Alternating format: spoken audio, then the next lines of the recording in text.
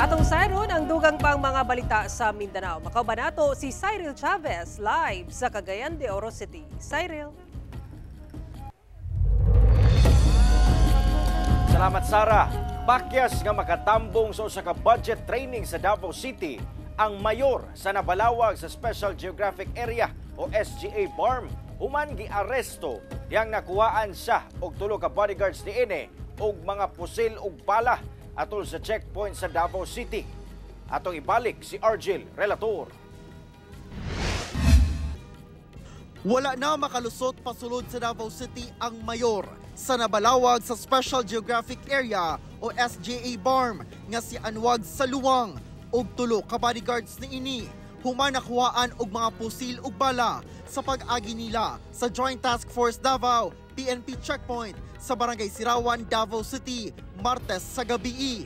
Nakita sa personahe sa TF Davao ang mga pusil ug bala sulod sa pick-up na gisakyan sa mga dinakpan atol sa mandatory inspection. Yes, yung isang baril nakuha natin sa kanyang driver, si Samsudin, at isa naman nandoon sa pahaan ng mayor na nakuha natin. Si mayor is nakaupo doon sa likod ng sasakyan. Nakumpiska sa mga otoridad ang usa ka .45 nga pusil, 9mm caliber pistol, magazines ug ubay-ubay ka mga buhing bala. And aminado naman siya after I personally interviewed him na nagdala naman siya ng baril. Although licensed yung baril niya, however, upon verification, wala siyang naipakitang certificate of authority na kinakailangan na para magkaroon siya ng authority na magdala ng firearms. Rehistrado ang mga pusil sa pangalan sa mayor. Apan nasango lang, sanglit wala sila napresenta nga permit to carry firearm outside of residence o written authority gikan sa COMELEC alang sa exemption sa election gun ban.